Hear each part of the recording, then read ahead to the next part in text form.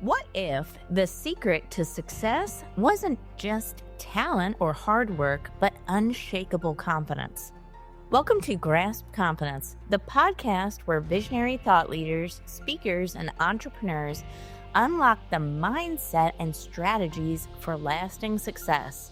I'm your host, LaFon Gooch, CEO, two-time best-selling author, and international TEDx speaker, and I can't wait to help you step into the most powerful version of yourself.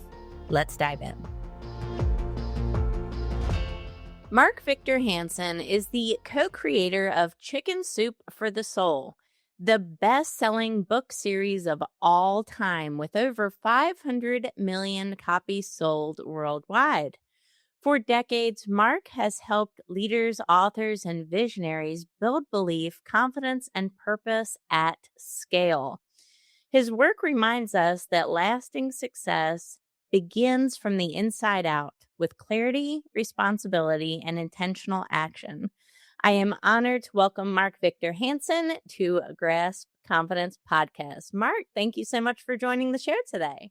Well, listen, I want to grasp some more confidence. How's that? I love it. I'm going to borrow some of yours too. Oh, good. And by the way, I trained life insurance people back in 1974. I went bankrupt and I started being a sales trainer because I had a great guy train me. Thank God, Chip Collins. And he said, go after life insurance business, bottomless pit. You'll never run out of business. And I'm still doing those kind of meetings, 50 years later, which is great. And what I'd say is that if you don't feel you have confidence, all you got to do is believe that I gave you confidence and that you got it. Even if it's a placebo effect, it'll work. So just assume that you got 100% confidence and you're super confident and that you're going to go into every meeting blessed and you're going to pull off whatever magic you preordained in your mind and visualize to realize. One of the books I wrote, right? But it's there. Confidence is what you said, graspable. Grasp is a great word because it's a verb. Right. And so you can go get it, but you got to decide that I am self-confident, say it to yourself 101 times every day and do it for a month. And at the end of the month, you'll go, I'm really pretty good here. Well, if it works for you, everybody should be taking note because my gosh, the tremendous amount of success that your books have had, your coaching, your speaking. I mean, it goes on and on and on. For you to have written and sold all of these books, it's every author's dream. It's every thought leader's dream. But did it always start that way? Because, I'm right now, I'll just divulge a little bit about where I am in my author journey, Mark. Yep. I just signed with a book agent. I'm on that track. My goal is to go under a major publishing house and have my next book get a lot of traction. But there's a lot of uncertainty there. So I would love for you to take me back to when you were in a similar position in your author journey and hopefully inspire the audience to do the same. Okay. Well, first of all, everyone should have a book. Right. It makes you the author, the executor. So I did a book called Dare to Win originally and another book called Future Diary. And I'd sold like 370,000 copies from the platform because that's the only way I could market because I couldn't get distribution.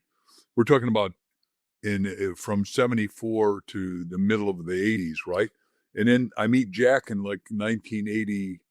We're on a board of directors of a company together. And he actually, right before that, he came to a talk where we were both talking to 6,000 people. He was the opening speaker.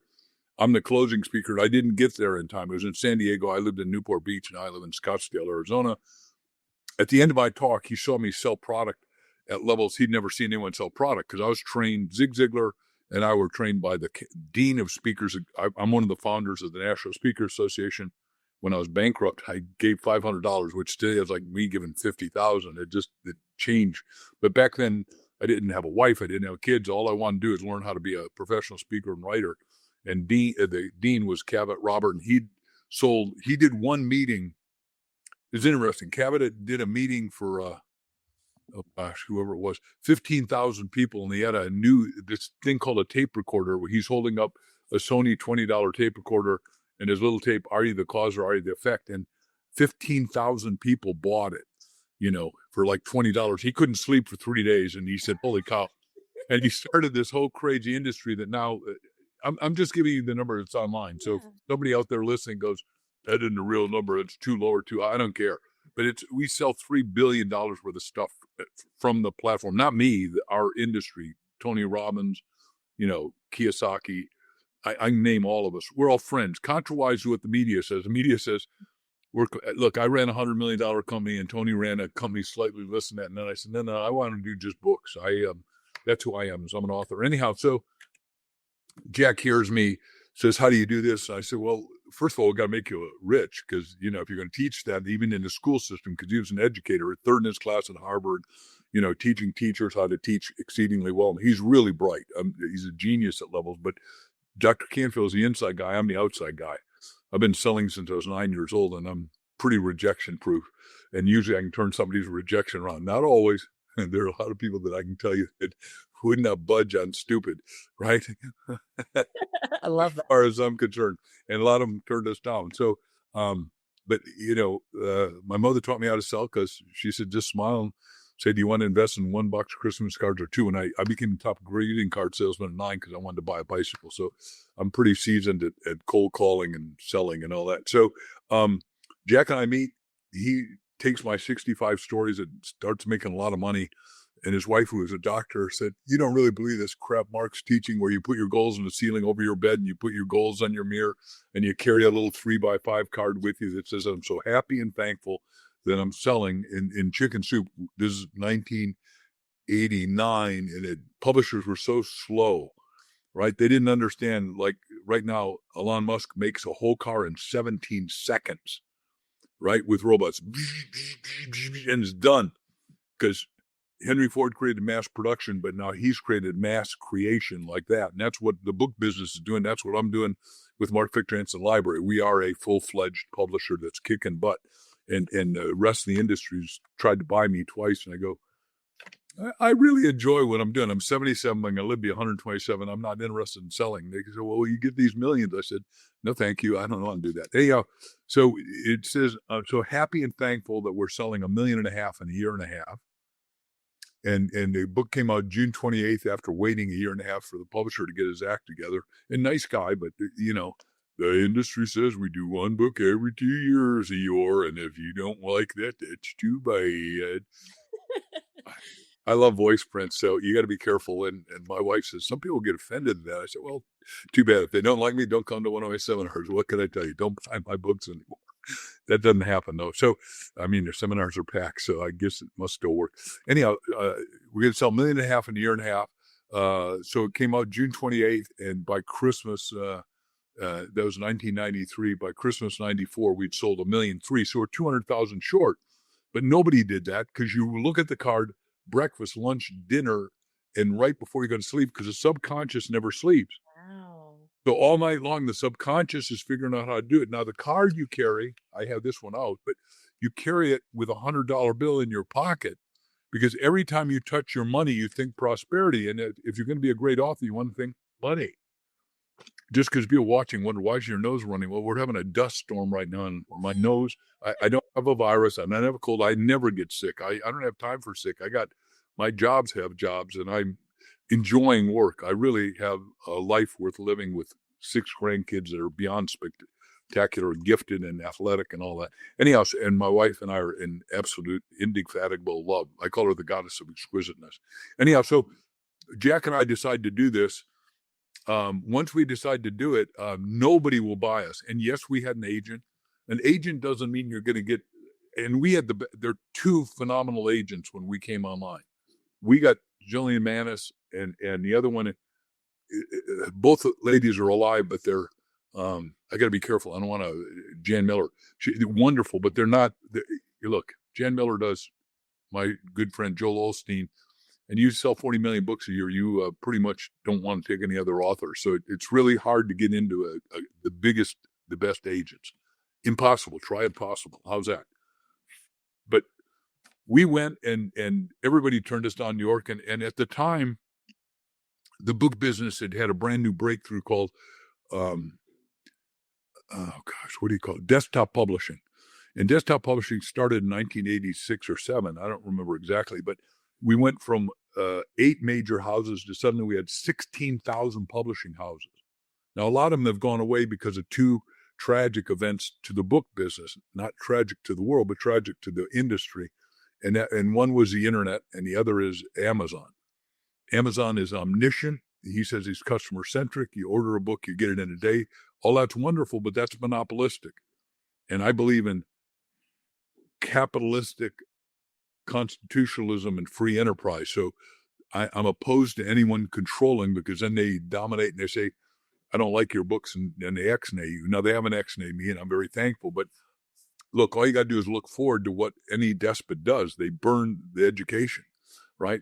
Whether it was Hitler or Stalin, or I've been to China 80 times back when it was capitalistically communistic. Anyhow, so Jack and I got turned down 144 times, and no, we didn't tell our respective spouses, because they say, look, are you guys stupid or what? You guys are both supposed to be well-educated and smart. I was trained by the world's greatest genius, Buckminster Fuller, in graduate school. So for 7 years, I traveled with Dr. Fuller. So, you've got to pay your dues, and you got to be apprenticed to somebody great if you want to be great. It seems to me now, some people can merge to greatness, but the truth is Elon Musk, I'll keep using him as the benchmark, as soon to be is the highest paid guy on the planet, $1 trillion paycheck he signed on. And I am a stockholder, so I better do that so I don't get anyone angry. Because some of the media is so stupid. They say, well, oh gosh, I can tell you who they're saying it to. And then you just go, Tinker Toys for brains, right? That speak English and stupid is what's true. Anyhow, but Elon Musk had lots of great people, tutor him. I can take you through who they were and who his partners were, because you got to figure out what you want. And we wanted to be the world's best-selling author. I wanted to be world's best-selling author. I did not get Jack to sign on to that. He goes, we sold 1 million. It's game over. I said, Jack, $1 million. You don't understand. You're not a millionaire yet. $1 million's not very much money. It looks like a lot of money to somebody who doesn't have any money, but it's not a lot of money. And it will not last you a lifetime, unless you're going to have a short life. You're going to die in the near tomorrows, But we're doing 4 longevity books right now, and there's no question I can do 127 with options for renewal. I mean, I'm in great shape. Most people say you look 38 or 58 or whatever I look, but my insides are really solid, and I exercise hard, and I eat all the 78 herbs and vitamins, all that stuff. Anyhow, Jack and I got turned down by all those people. Nobody would take us. We went to the ABA, American Bookseller Association, with literal 3-ring backpacks on our back. We walk into the place, and at this time, there are 60,000 people attending. All the bookstores came, and what happened is that when you bring your book, and here's one of the books we just did by John Paul DeJoy, it comes out in April, Success Without Sharing is Failure. And one of my close friends who created 37,000 beauty salons in 103 countries, 100 million bottles of Patron a month, on and on and on. But he's the most generous human. But at those book things, every author would come and they would sign their books, and the bookstore would take the book back and sell it. Some of my books got $1,000. They kept bookstores open, and they would come and hug Jack and I, because at the time they wanted to be thankful to bookstores. And then, unfortunately, like I said, 2 things. Then the third thing would be the Screen Actors Guild. So it was the internet and Amazon, and then the Screen Actors Guild, said, we don't want to pay anyone. We'll just use AI. No. AI can't create. AI can just distill. AI is phenomenal. Don't worry. It has its place, and it's a big place. But a lot of these startup $1 billion companies are going to disappear pretty quick. I know I'm sounding negative. I'm not negative. We love AI for what it can do, but it has also got a dystopia and utopia. I know I'm going too many subjects at once, but so we go there. We arrive at American Booksellers, which was in Anaheim, California that year. And we arrive in, and one of the guys that was endorsing our Chicken Soup for the Soul, the original copy in the green marble, a guy that's bigger than Santa Claus comes up to me with a full white beard, and he kisses both cheeks and says, boy, this is your ticket to ride. I read your book. I endorsed it, and you're going to make it. I said, forgive me, but I don't think I know you, sir. Who are you?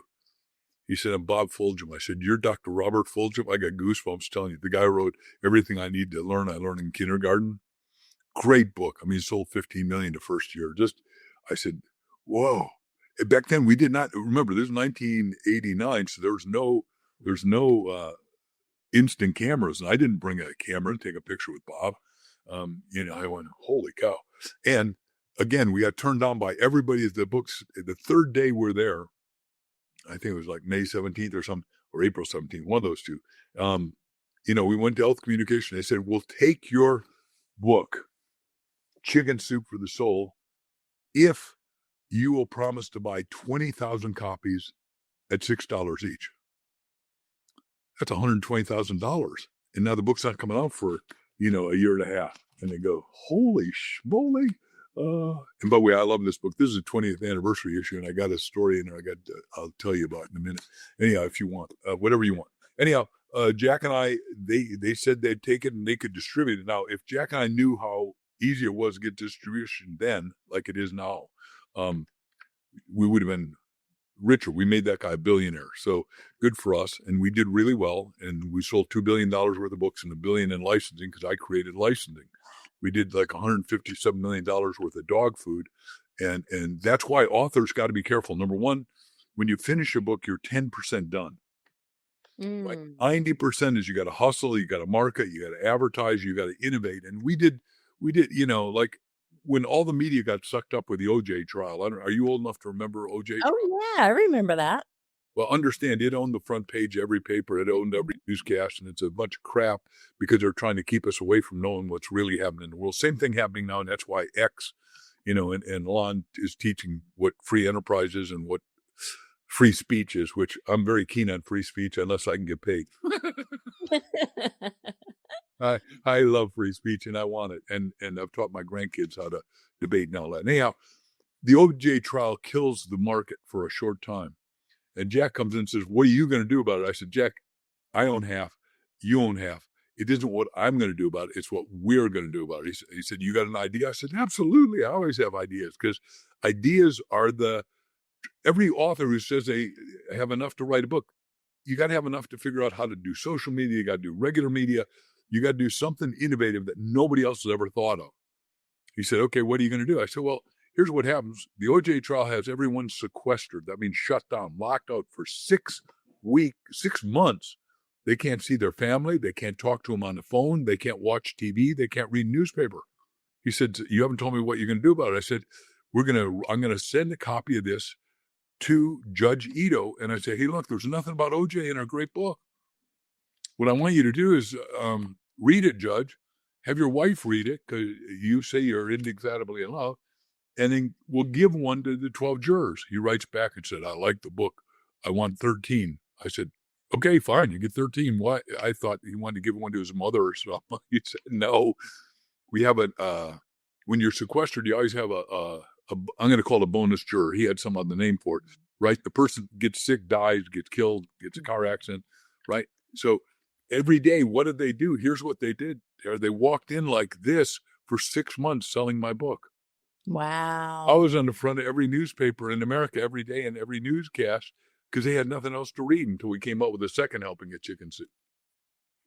Incredible. What I'm saying is it is incumbent, I think that's a good word, on the author to figure out, hey, he's going to market because people come to my publishing house, Mark Victor Hansen Library.com, and they go, well, you must have magic pixie dust and you can sprinkle it and then you get money for both of us.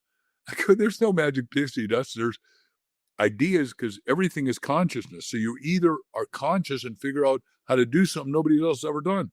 All it takes is one idea, one thought, one concept, one person, one change, and you did it. No one else thought of Judge Ito giving him a book. Now, I got hundreds of ideas like that. I mean, like we were on the side of 50 million Diet Coke cases for 6 months. We tested Coca-Cola, and what happened is I had a $100 million company at the time called Enlightened Millionaire Institute because I had written this book, 1 Minute Millionaire. I don't know if you read it. If you're not a millionaire, if you want to be a millionaire, this and Think and Grow Rich are the two books that'll get you from here to there. But we do it in 90 days. We say, look, why would you waste time? Just get it done in 90 days. So you got to fundamentally have $1 million just to get in the game today, right? And so we did it. My corporate colors are gold and purple. Purple is God's highest color, and the butterfly is the universal symbol of freedom. And I did with Bob Allen, who'd sold 50 million books. He came to me. I didn't come to him with this idea. And on the left side, we teach how your brain thinks $1 million, and then the right side, we did a story. So if you could get the story, you got it. But Random House, who gave us $1 million to do the book, crapped when they said, you want too much. I said, no, no, no, no. Look, I want purple inside. I want it so readable that everyone got it. And I said, we're going to have a butterfly that if they'll read it over 90 days and do everything it says for 90 days, they're going to fly to freedom. Wow. I love Because I teach and believe with my heart and soul, you got to have money freedom to buy your time freedom. So you got free time. No free time, you're a slave, right? I mean, it's pretty logical. Money freedom buys time freedom, which buys relationship freedom. Once you got some money, you go to some social events. Hopefully they're charitable and hopefully they're good causes that are worthwhile. And you know, I'm on the board of Child Help, which we've helped 14 million kids get out of abuse and neglect, trafficking. So I'm solid in what I'm saying. I mean, I'm part of a lot of charities, and I told you with Coca-Cola, theirs was Boys Club, and we did Chicken Soup with the Romantic Soul on the side, 50 million Diet Coke issues, and our friend Nora Roberts on the other. We raised so much money. We got 15,000 kids in Boys and Girls Clubs. So you got to have money freedom and buy time freedom and get relationship freedom. So you give the right people so you can get the right results right here, right now. And then you get your spiritual freedom where you really work on yourself, because you and I are full-time jobs. When we perfect ourselves and get to wisdom, and I'm doing a book on wisdom right now. It'll come out in spring on Proverbs, God's book of wisdom. I'm doing it with Dr. Jerry Fox, and it's so amazing because no one's ever done it and extricated it as a book. And I just wrote what would Solomon would say to sell this book. And you got, wisdom is timeless. Wisdom is causal. Wisdom is, and I read it and I go, hell, if Solomon were alive, I really believe in my heart that's what he would say. Now, do I expect to get a lot of critics and a lot of people going, well, how do you have the cockiness and the boldness to say you're Solomon? I didn't say I'm Solomon. I said, I think this is what he'd say if he were here. So it's gonna jostle some brains to read a chapter a day, every day for 31 days. You go through the whole book of wisdom and just take one salient sentence and apply it to yourself that day, and then get one buddy, a mastermind buddy, to do the same thing. And now you're going to have colossal success. I love everything about this. In my next book coming up, I have a section where I talk about Solomon. And I think it's really important to glean that wisdom because, when Solomon had his vision, he could have asked God for anything. He could have asked God for unlimited success and wealth, to destroy his enemies, to live a long life. But what he did ask God for was wisdom, was a discerning heart. And what was a byproduct of the wisdom that he asked for was success, was, to be one of the most well-known kings in history, right? It was unlimited wealth. And I think there's so much to be gleaned from that as entrepreneurs, as authors, as leaders. Oftentimes we pray for the byproduct of wisdom, but we don't pray for wisdom, right? You got it exactly right. But see, Solomon wasn't a one-off of the two lines you did. First of all, God told him to ask for wisdom, but what the mirror is that every one of us got to ask for wisdom. You got that right. And the second thing is he said, without vision, people perish, but to translate that so it into utility for today, with vision, I flourish. I had the vision to say, no, there's no limits on me. I can go to Judge Ito. I mean, he can say no, but he's got no choice. He's got, if I'm going to lock you down for 6 months and you don't get to go to anywhere, and all you got to do is think about this one trial. Are you going to be happy, angry, or resentful? Obviously, I think you're going to be negative unless somebody gives you something that's positive. And Judge Ito, to his wisdom, I mean, I know people who hate him, but that's not my issue. My issue is, could I sell more books? My issue is, if I do what I do right, I made 13 happy jurors. I made him and his wife happy for however many days he spent reading our book at night before he went to bed. That's what he said he did, so I'm going to assume he told the truth. I've never physically met him. I didn't give him any deal. I didn't say I'll be a happy camper and I'll put your stories in my book. Nothing. I've never written anything on Judge Ito, except I don't mind talking about past what we've done. And what we're doing and going into the future is bigger, better, and stronger, because we're in the greatest time. I'm just finishing a book that'll come out March called America's Golden Age, because we're going into the greatest time ever. We had a golden age in the 20s. That's what's called the Roaring 20s. And then, unfortunately, we had a depression in 29 because we didn't have good leadership. And then suddenly we're, again, having great leadership and guys bringing billions back in trade and everything. Just exactly what Solomon did. Solomon was surrounded by 22 countries that wanted to kill Jews, right? What did he do? He started trading with all of them. He had 12,000 chariots going out every day. He had 20,000 Phoenician ships leaving a place that sounds like a car tire, Tyre, right, in Israel. And he traded in the whole Middle East and all through Europe. I mean, nobody's had the courage to do that. That's what vision is, right? No one had the vision. I still want to sell 1 billion books. I haven't, but I'm halfway there. And people go, you aren't going to do it. I go, no, you don't think I'm going to do it, but everybody's told me what I can't do, and I don't care what you think. I only care what I think. And Wow. you say, well, that's really pompous. No, it's not pompous. If you saw, we got 5,000 letters a day when Chicken was rocking, people, you saved my life. Let me give you an example. We were at the Book Expo a couple years later, and we got 800 people that want to get a book signed, right? And I signed in purple, God's highest color, top of the electromagnetic spectrum and all. Everybody ought to have their unique little shtick, right? And that's one of my shticks. Although I do make ink pens. We own a company that makes ink pens now. Do I have one here? I don't have one right here to show you. Anyhow, they're really cool. America's Golden Age pen. They got gold in them. It's just, no one's ever done that before either. Because if I'm going to do it, here's what you got to do to make your book work. It's got to be unique, different than anybody else. And everyone said short stories wouldn't sell. And I said, I'm not selling short stories. I'm selling heart-touching, soul-penetrating stories. Be clear. And in 1 Millionaire, nobody's ever told you can read one book and become a millionaire in 90 days. At least if they did, I've never seen that book, right? And tomorrow, if somebody watching our show is going to go, I wrote a book that said I can do it in 10 days. Well, look, some people made $1 million in a minute and even $1 billion in a year, but they knew AI stuff. But we got to see if that's going to last. And they made it because they came up with a cool concept, but it's digital. Anyhow, so it's got to be unique. It's got to be transformative, not to you. It will because you're writing it, but transformative to the end user, the reader. In other words, it's got to touch their heart, soul, mind, body, technology, or whatever. I mean, like we just did the top plumber in America. First year made $17 million doing plumbing. We did Tom Howard's book called Fetching Millions. And he shows every plumber how to make himself rich, and they all work for him. And he made $17 million the first year, just because tradesman is a great way to make money. You do not have to go to college anymore. Yeah. And my neighbor here, Jordan Peterson, started a college, only cost $400. And when you pay it, somebody else that is meritorious also gets a scholarship, and they all graduate. And it's cool. So we're in the greatest times ever if you're awake. Now, if you're asleep, adios. Bye-bye. This is not the time in your history we're in the greatest time. So if you read too much legacy media, you're going to go, not going to make it, right? Because you believe imbeciles.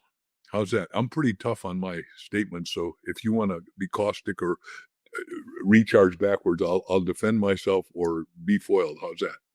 I love it. No, I think it's true. It's honest. And we could look at anything and see the obstacle, we could see the problem, or we can see the solution. And I believe that the world is going to God. I don't believe the world is going into the dumpster like so many news media outlets will have you believe.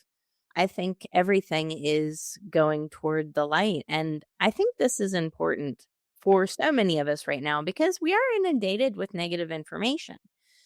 And we can be surrounded by people sometimes that don't believe in our story or our product, but it's getting back up in that face of rejection and saying, you know what, I do have something of true value, something that will help other people with X, whether that's, generating $1 million or creating best-selling books or doing something incredible.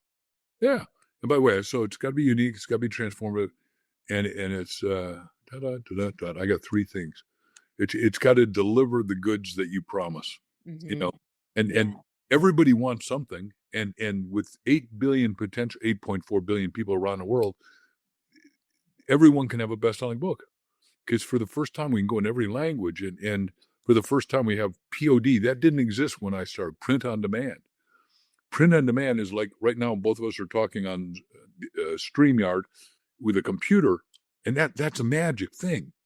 But this can go as easily into Uganda, where they need a lot of help, or India, where I lived for a long time, or China, and it doesn't, or the Maldives. It doesn't matter where, and it can be instantly translated. So today, every book can be translated into every language, and let's uplift all of humanity because instead of giving a handout, we need a hand up, and really help people get from here to there. And that's what I think my 328 self-help personal books do. And then my little publishing house, which is becoming a big publishing house, we got hundreds of phenomenal books. Like we just said, healing. We did the book Healed by a lady who does spontaneous healings here. She's 92. She runs a little chapel one Sunday a month, and people come in with cancer 4 and get rid of it like that. It's a little, and we did her book called Healed, Sarah O'Mara. I don't think I have it. I can't pull it right now, but we did her book. Anyhow, it's great. Wow, I love that.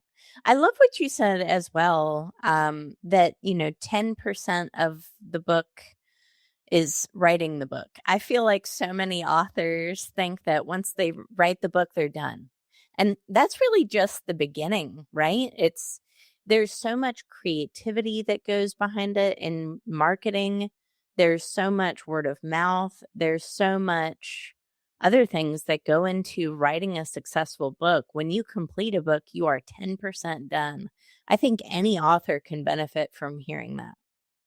Well, I studied the marketing full time, and remember, 30 years ago, when Jack and I were starting Chicken Soup, or a little bit more than that, but I was reading every marketing book on selling.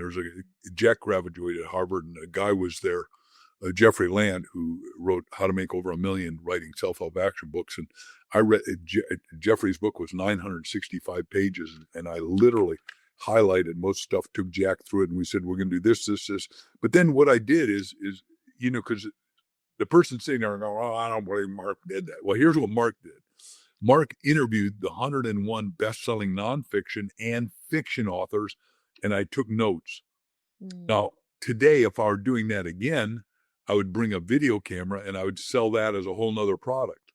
And so let me just take you through, because remember, we said we signed on the deal to do all this stuff. And at the time, I was doing 4 marketplaces. Obviously, I said life insurance. Real estate was just starting to boom. We were at the front end of what's called franchising, Century 21, Remax. I was training all those people. And if I'd really done the insurance right, instead of taking a big fee and selling a lot of product, I would have taken a percentage of all those insurance companies. I'd be a billionaire myself. I just didn't know to do that. Nobody taught me, and I read it, but I didn't think it through right. And I'm just holding up a mirror saying, think through taking a percentage of a company if you're going to be the great trainer.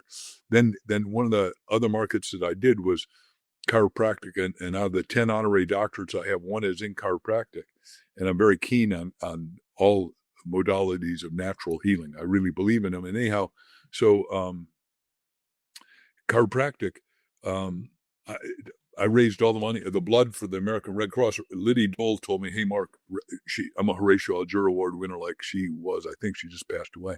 Anyhow, and said, hey, we're out of blood. Can you help? And I said, well, let's go to the medical doctor. She said, they already turned us down. I said, oh, good. They don't like chiropractors, particularly a lot of them, just because they're ignorant, not because they're bad people. They just don't know that everyone has subluxation and can get adjusted pretty quick. And you need to get your spine in line with the divine. It was one of those cute lines I wrote. Anyhow, so I said, let me go to the chiropractors. They see 25 million patients a month. And what we'll do is we'll give every one of them a little chicken soup for the book, what we call a sampler. It was like 3 stories out of chicken soup. If they get an adjustment free, if they give a pint of blood, and 1 pint of blood saves 3 lives that quick. And then if we cut it more, we can save up to 9. But I'm just doing a general 1 to 3. So we got everybody to give blood. We had so much blood given, and we sold so many books because of that. So the principle here, though, is a mathematical principle. I've got a degree in synergetic energetic math. So the principle is, the line, a negative times a negative equals a, I hope you know that line. What is it? Oh, a positive. Okay. Yeah. So what happened is you had chiropractic being besmirched, and they just lost all their funding from the government. You had Red Cross out of blood, and people are dying because if you go to a hospital and you need blood, there's no substitute. We don't have pseudo blood. We don't have any fake blood. So we took 2 negatives, multiplied them together, and had a positive. I got so much blood, we cryogenically, it means we fast froze it at sub-zero like that. So we had enough blood for the next year and a half by people giving blood, because people in America this is what all these people trying to steal our country don't get. We're great because we're the most generous country in the world.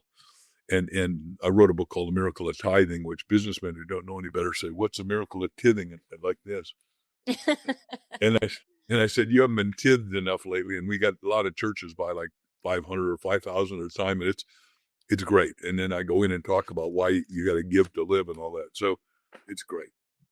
I Did love that make that. sense? Did that It make did. sense? Absolutely, absolutely. I want to go back to the beginning. You said you have a note that you keep around you. It's a small note and it has a goal on it.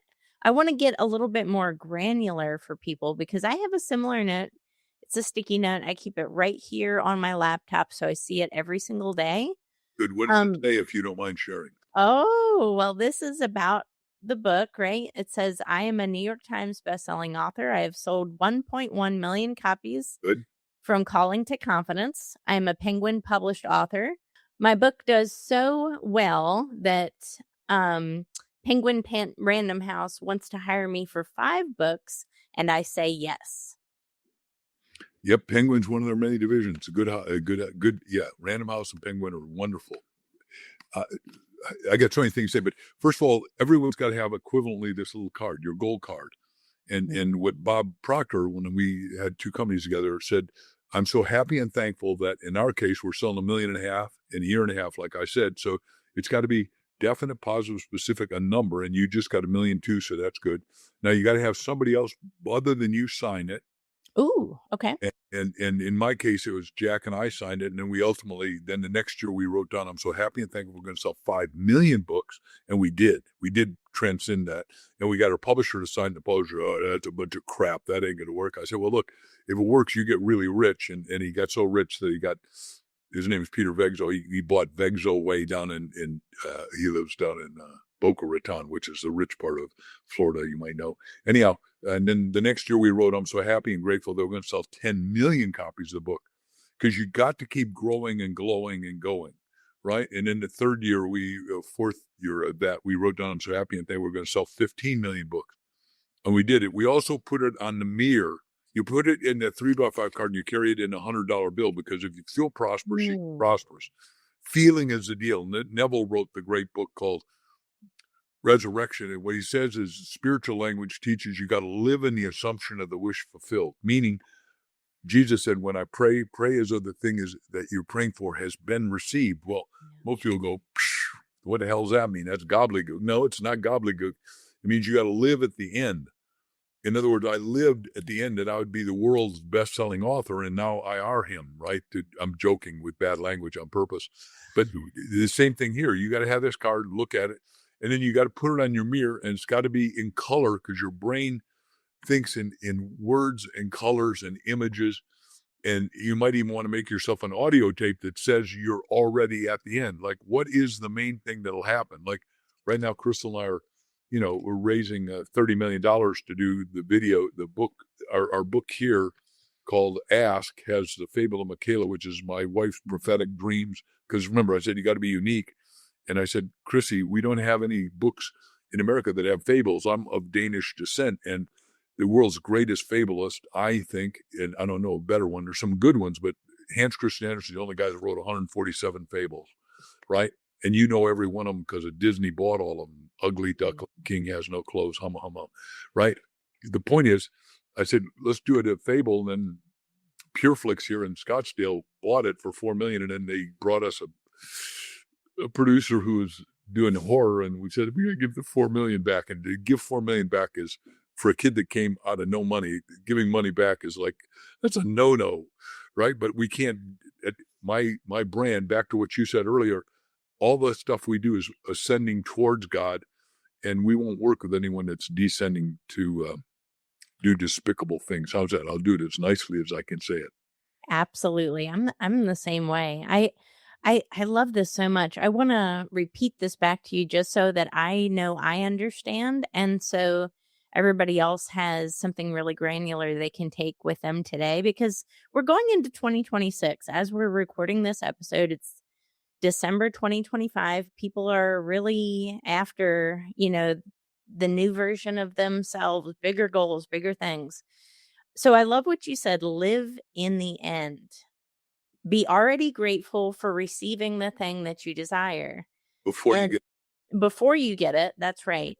And, I heard a similar echo from Dr. Joe Dispenza. Yeah, One Joe's of, he's a chiropractor yeah. and a great friend. I love Joe. Yeah, there was something that he said on a podcast that really resonated with me that I heard just this past week, which was he said, "Remember the future." That's it. Isn't that so great? Beautiful. He and I haven't seen him any. His best student is one of my best friends down in Mexico because he goes to Mexico, Cancun, once a year to teach for 4 days, charges a fortune. And good for Joe. Joe is doing phenomenal good work. Yep. I love that. And, at the end of it all is to give back as well. A certain percentage of anything that we make, give back to others. And I think this is really important as well. I was recently interviewing a billionaire friend of mine who lives in Belize. And one thing that he said in our interview really stood out to me. He said, money is currency, it's a current. If you block money, if you hoard money, if you keep money, if you just save money and don't reinvest back into something, then it kind of blocks the current. It blocks it from you receiving currency back into that system. And I thought that was really interesting. I think a lot of people don't think like that necessarily, especially to your point, if you grew up kind of poor, right? If your parents didn't have a lot of money, if there was scarcity of abundance, right? What do you think about that?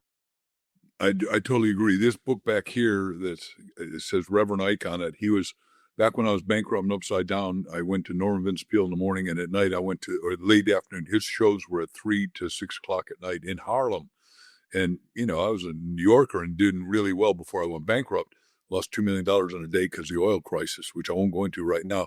I check a book out of the library, New York Public Library, How to Go Bankrupt by Yourself. That's how bad it was, right? I was broke. So again, and but I went to see Reverend Ike, and he was saying, look, if your cup's not overflowing, it's get a bigger cup. So if it starts to overflow, but the spiritual principles, I shall not want, and the whole Bible is a book of prosperity if you look at it in the right way, and he did. And then when he died, his wife came to me and said, look, you're his best friend. Would you write the book? And I go, and that got us into biography business, which we are writing the best biographies ever. But everybody should read Reverend Ike's book, An Extraordinary Man of Influence. And I would add another word that's not on the cover called affluence. I mean, he had 16 Rolls Royces, 8 mansions. So he helped start a lot of ministries like T.D. Jakes. He gave him the first $10,000 and stuff. So he was an extraordinary human being at absolutely every level and came out of beyond being poor. I mean, he had to trade in his little coat to get through school in New York just to eat and go to seminary, which he called cemetery. And he said, look, if you understand the Bible is also a book of positive self-image psychology, everybody did well, starting with Joseph's many-color code, Moses, you pick anyone. Solomon was the richest man with $4 trillion.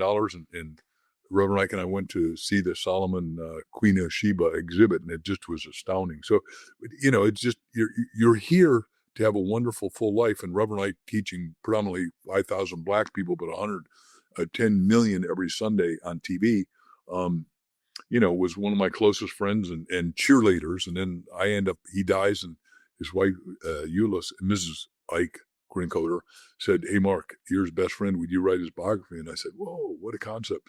And we did, and it's great because he did also instant healings in his church with 5,000 people up in Upper Harlem at 125th and Broadway. It's actually called Washington Heights. He'd have 500 people there in wheelchairs and everything. He'd be breaking canes every week and putting them on the wall and say, you're not leaving here in a wheelchair. And people would walk out instantly and just, because, when you get the healing juice and you understand that God's in you, that was what he taught, which is what Jesus said. The kingdom of heaven is within, but it shows up without. Yes, I love that so much. It is so powerful. One book that really transformed my thinking about money was The Science of Getting Rich, published in 1910. I had never thought about it until I read that book, but it talks about that you, me, everybody listening right now, our lives can be expressions for God to, have an experience on this earth. It is, right? And if we live a rich, full life, that's a prosperous life, we're actually honoring our creator. And I had never thought about it like that, but it's so true, right? That we can honor our creator by living a full and prosperous life. And when we have that full prosperous life, we're living in full expression for God. It's such a interesting concept, and I think if more people understood that, they wouldn't have the money blocks. They would actually grow in faith because it leads you to really feel like you're a vessel for him. Totally correct. Wallace Wattles is one of the two guys that wrote us out of the Depression in 1989. And then I'll tell you who did the Depression in 29. And if, God forbid, there's another one, I'm told that I'm the one that's going to write us out of the next one. Because there is going to be a crash somewhere. The economy just goes up and down on purpose. There are people pulling the strings. And they're pulling the strings because when they crash it, then they buy everything at pennies on a dollar. Like, you know, General Electric went from $146 a share down to 10 cents a share.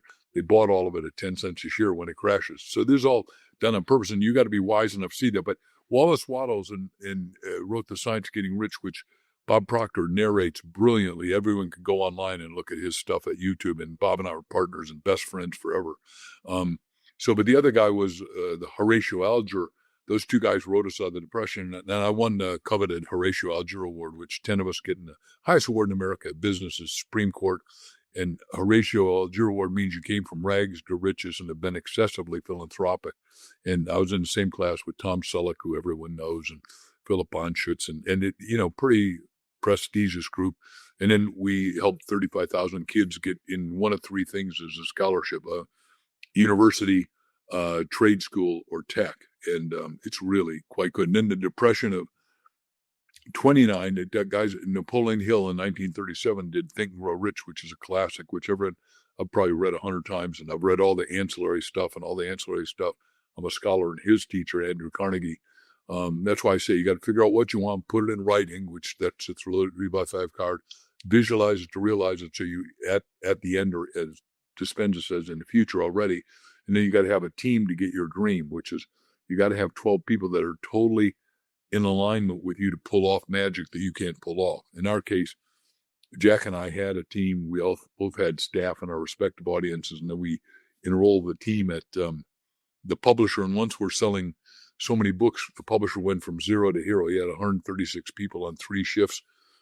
And he said, "What do you want to do about it?" I said, "I want to come and thank them and sign a book to every one of them." I said, "Why would you do that? You don't need to do that." I said, "By the way, if we want to make sure no books are published upside down and backwards, because, once in a while they get angry at the publisher and do stupid stuff." But I said, they don't do that for us, because Jack and I are coming in and we're staying on 3 shifts, shaking hands, taking pictures with every one that works with us. I mean, they are serving, not me. By the way, that's the big thing here. What you just said about God is it, and that's all the people we're doing books for, the biographies now is our big business, is that we say, you're not writing it for me and you're not writing it for you. And yes, I'll do a definition of biography in a minute here that's really critical, but you're doing it because God needs this to get done. That's why we showed up together.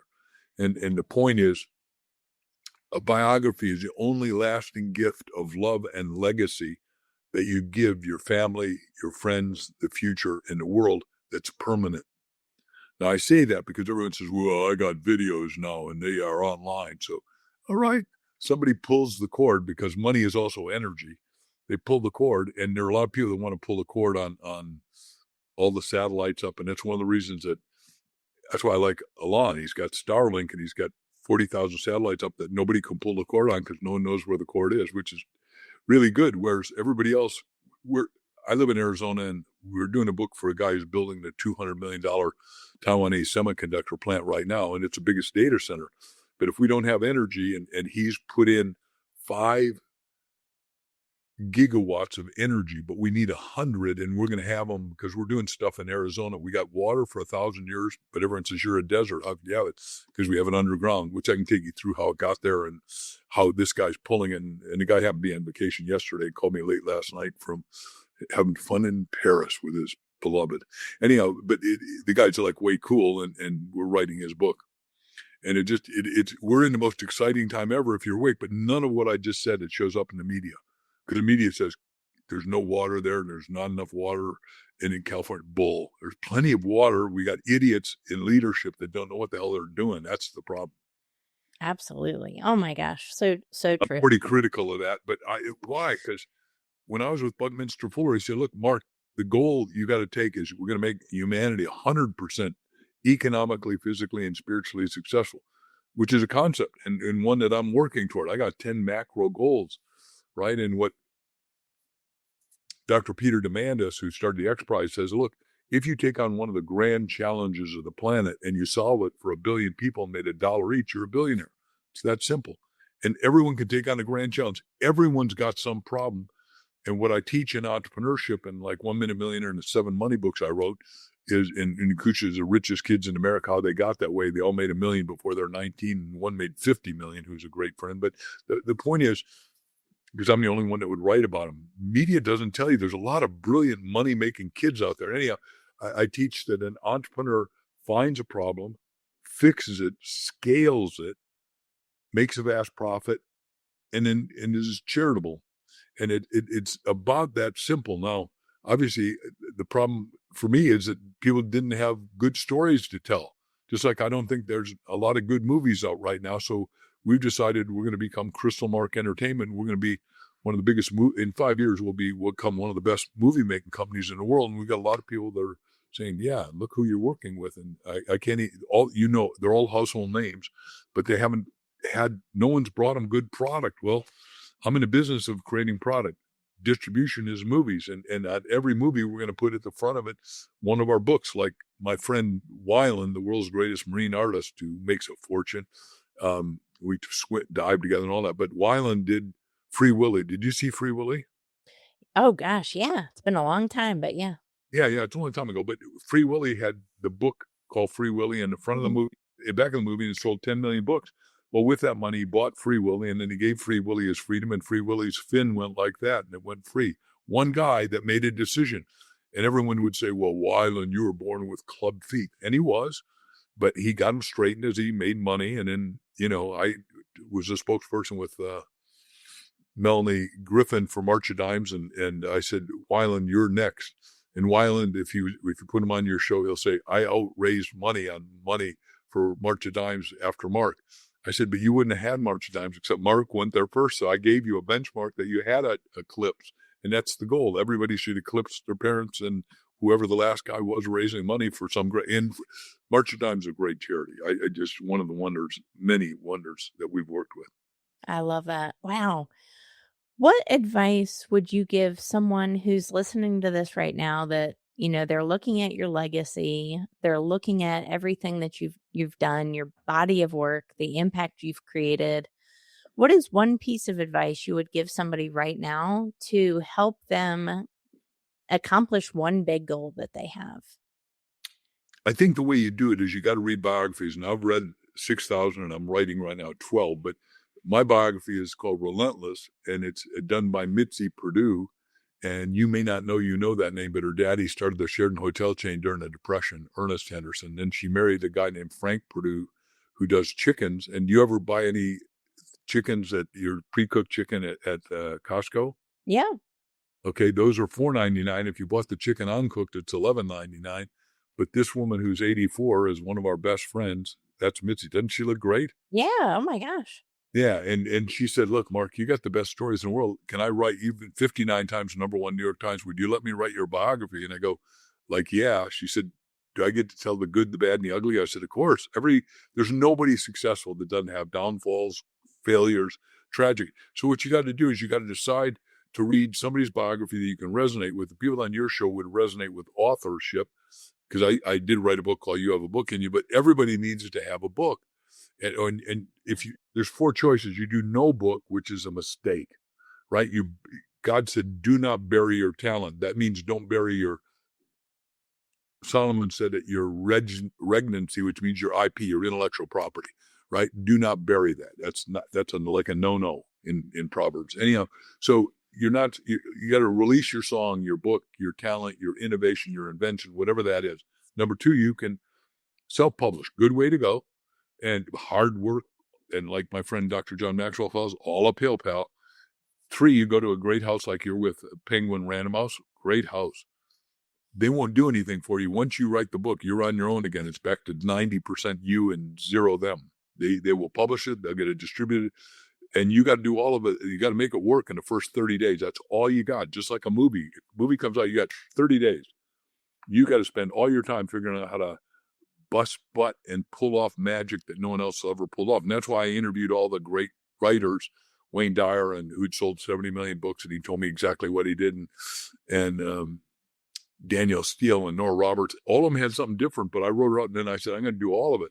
And that's why I can sell more books, because I got 202 ideas. Everybody else got one idea. I'm going to do this, and it's just going to happen. No. And then the fourth one is you go to a house like mine, which you get to pay to work with us. If you do fiction or nonfiction and write it and we're editing, put it out, we get you worldwide distribution, all the good stuff, plus we pay the highest royalty. But it costs $29,900. And if you do a biography, that takes us 2 years to do. And we do, I think, all deference to, there's only one other biographer out that's nationally known, and that's a guy who did Isaacson, who's done great biographies. He's done Ben Franklin, he did Jobs, he did Elon Musk, although he didn't like Elon Musk because, he says Elon Musk has demons. No, Elon Musk is given a challenge by God to make the planet work, and has got 8 multi-billion-dollar companies, and somebody who doesn't have money can't see, he can't part poverty thinking to say nobody deserves that. And you go, what the kind of crap is that, Isaacson? Anyhow, sorry, I shouldn't beat up on him. Yes, I have met him. I met him he runs the Aspen Design Conference. I met him once with Bucky.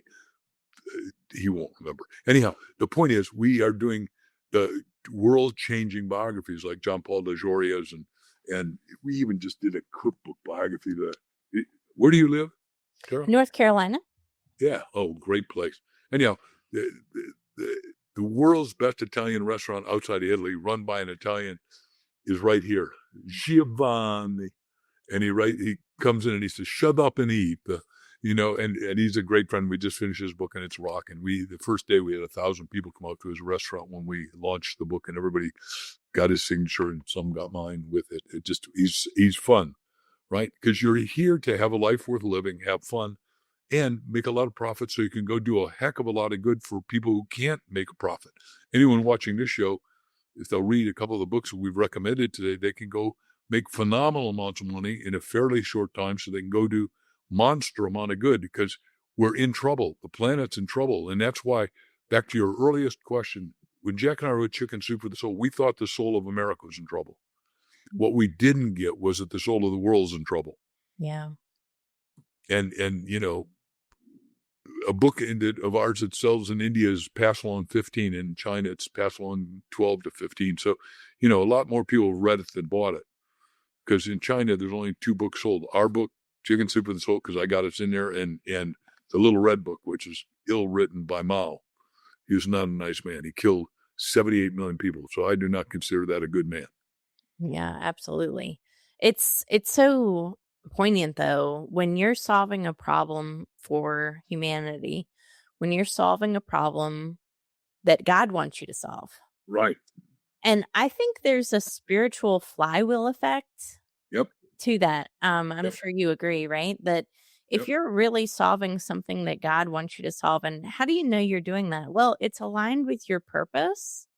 Number one, it's some talent that you have, some ability that you have, something of passion and purpose that you have, but it's also something that is going to transform the lives of others.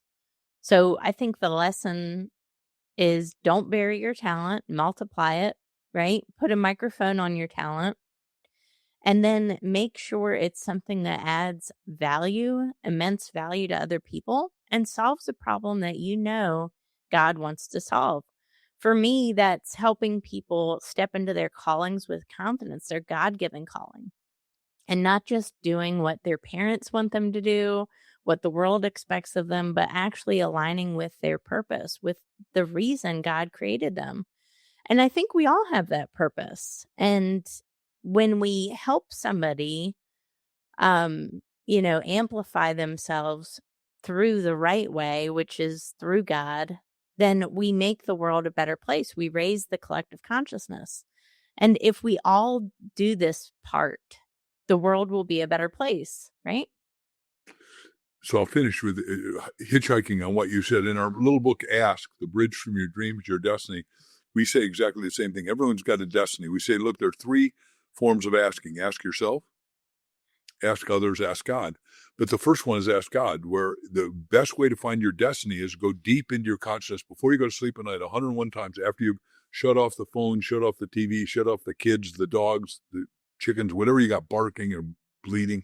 And you say 101 times, God in me knows my destiny. God in me knows my destiny. God in me knows my destiny. God in me knows my destiny. You're going to wake up at 2 or 3 in the morning with your answer, but you must have your pen and paper ready to jot it down because it's only going to come once. And everyone was given a God-given destiny. And the proof of that is you can go on YouTube and watch all the near-death experiences. We're doing the kick-ass near-death book of all times, but by Hugh Carlson. I won't even tell you what it is, but because we're out of time. I'm out of time. But the point is God will tell you what you're supposed to do. Every one of the near-death experiences, when the person dies, goes to the other side and gets with the Creator. Universally, the Creator said, hey, look, you and I, like it says in Revelation, signed an agreement that you're going to go on earth and do X. You didn't do your X. The guy said, no, I love it. The sounds are better. The music's better. The color's better. The people are nicer. I don't want to leave. Said, no, you didn't do your deal. You're going back. And they go right back into silver cord, and then you get to go back to work. So you ought to figure out what you're supposed to be here, be, do, and have here, and go do it rather than die and then have to come back and do it. Because it's hard going in and out of the tunnel. Yes. Nobody says it's peaceful and painless. How's that? That's true. Oh my gosh. It's like having a baby because your idea, everyone watching, I'm just holding up the mirror and agreeing with Tara, whatever your destiny was, I don't know what it is. If I spend enough time with you, I could pull it probably because I'm good at that. That's one of my 4 talents. But the truth is, everyone's got one and you can find it yourself. You don't need me. That's right. That's right. Oh my gosh, I love that. Mark, such a pleasure. Thank you so much for being on the show today and sharing your wisdom with our audience. My pleasure. And thank you so much for everyone who tuned into this episode of Grasp Confidence Podcast. Guys, don't forget to like, share, subscribe, and leave a review with your favorite takeaway from what Mark said in this episode. Thank you so much, and we will catch you on the next episode. Take care.